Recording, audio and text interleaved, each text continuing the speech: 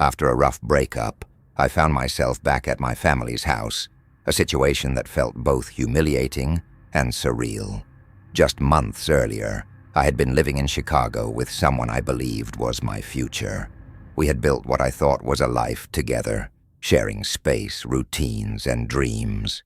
Or so I thought. But over time, cracks started to show, revealing sides of him I never anticipated. The relationship quickly unraveled, leaving me with no choice but to pack up my things and leave the city I had grown to love. Moving back to my small hometown felt like taking a giant step backward, a reminder that the life I thought I had built was little more than a house of cards. Now I'm stuck in a small rural town in northern Wisconsin where my parents live. If you know anything about Wisconsin, the further north you go, the more remote it gets. I've always been a city girl, and at 26, I feel completely out of place in a town where life seems to stand still. This is only temporary, though. I'm saving up to get my own place again. This time, nowhere near Chicago. For now, I'm back working at the 24-hour diner on the edge of town, the same place I used to work during college before I moved away. They were more than happy to take me back, even if I only planned to stay for a short while. The late-night shifts, though, are a double-edged sword. On one hand, they're quiet and allow me to stay out of the house for hours when the rest of the town is asleep. On the other hand, they're draining and leave me feeling completely out of sync with the rest of the world. The hours stretch on, filled with the occasional drifter or trucker passing through, but for the most part, I'm left with the hum of the kitchen and the buzz of the fluorescent lights. By the time my shift ends, it's usually the dead of night, or early morning, depending on how you look at it, and most places are closed.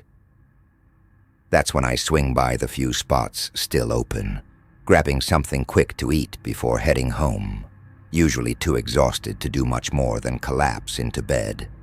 This morning I got off at 4 a.m. and decided to stop by a local diner that opens early. I grabbed a chicken sandwich and a side salad to take home. I also needed gas, so I pulled into a quick trip station on the way. This station has a massive lot, but it's almost always deserted. I stepped into the gas station's dimly lit convenience store.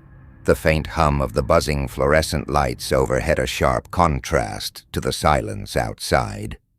The attendant, an older man with a newspaper spread out in front of him, barely looked up as I approached the counter. I handed him a $20 bill, asking for the amount to be put on pump 3. It wasn't much, but with the way gas prices had been climbing, it would have to do.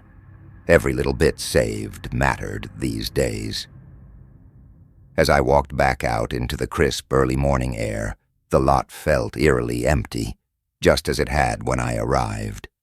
But as I approached my car, I noticed something I hadn't seen before. A minivan parked a few pumps over. The driver's door creaked open, and a man stepped out. His movements were unhurried, almost deliberate, as he glanced around the empty lot. Something about the way he moved felt slightly off, though I couldn't put my finger on why. Trying not to make eye contact, I focused on my task, unscrewing my gas cap and placing the nozzle into the tank. Out of the corner of my eye, I saw him do the same, selecting a pump and starting to fill up his car. For a brief moment, our gazes met, and I felt a flicker of unease. He wasn't doing anything overtly strange, but there was an intensity in the way he watched me before looking away, as if he were cataloging my presence.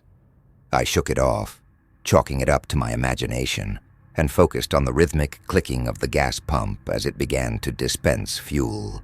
But instead of staying near his pump, he walked over toward me and said, "Want to see a trick?" His tone immediately put me on edge. Against my better judgment, I mumbled, "What trick?"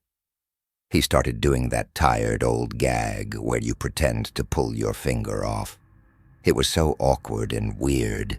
He kept looking up at me with this odd, almost smug expression, like he knew how absurd it was but didn't care. I pretended to laugh, hoping he'd take the hint, but he didn't. When my tank was full, I quickly latched the nozzle back onto the pump and hurried inside to grab my change. By the time I came back out, the guy was nowhere to be seen, but his car was still there, and his pump was still running. I didn't want to stick around, so I hopped into my car. Just to be sure, I checked my back seat before locking the doors and driving home. 5 minutes later, I was back at my parents' house, ready to eat my early morning dinner. I grabbed the spare key they always hide by the front door and let myself in, making sure to put the key back in its spot before locking the door behind me.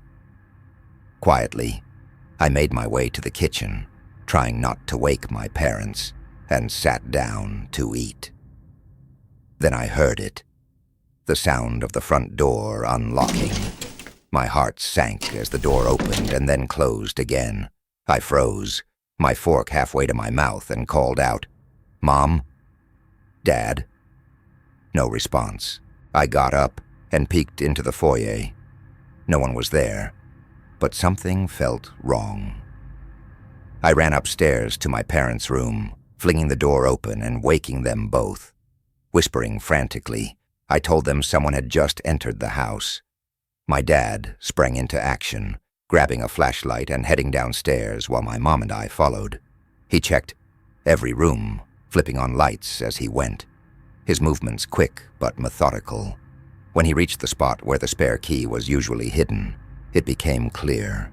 It was gone. It got scary as I realized what this meant. Frightened, I rushed after my father as he moved to continue his search through the house. My dad methodically searched the house, even checking my brother's old room. I stayed behind to double-check spots he might have missed. In that room, I peeked under the bed and inside the closets. Nothing. Relieved, I went back downstairs. Curiosity got the better of me, and I crouched to look under the dining table. My blood ran cold. The man from the gas station was crouched under there, staring back at me. I screamed as loud as I could, and my mom joined in. My dad came charging up from the basement, ready to defend us. The intruder bolted from under the table, and a chaotic struggle broke out in the living room. My dad, despite being in his 60s, held his ground, and my mom and I jumped in to help. Finally, the man broke free and ran out the door. We immediately called the cops, who showed up surprisingly fast. They parked a squad car in the driveway for the rest of the night, while my dad stayed the night in the living room to react quickly if that man decided to come back again. The next day, we changed the locks, and my parents decided never to hide a spare key outside again. I still feel a pang of guilt for bringing that man to their home, but deep down, I know he must have followed me without my noticing. This whole ordeal has left me shaken, but it's also fueled my determination to move out as soon as possible. I don't think I'll ever feel safe here again.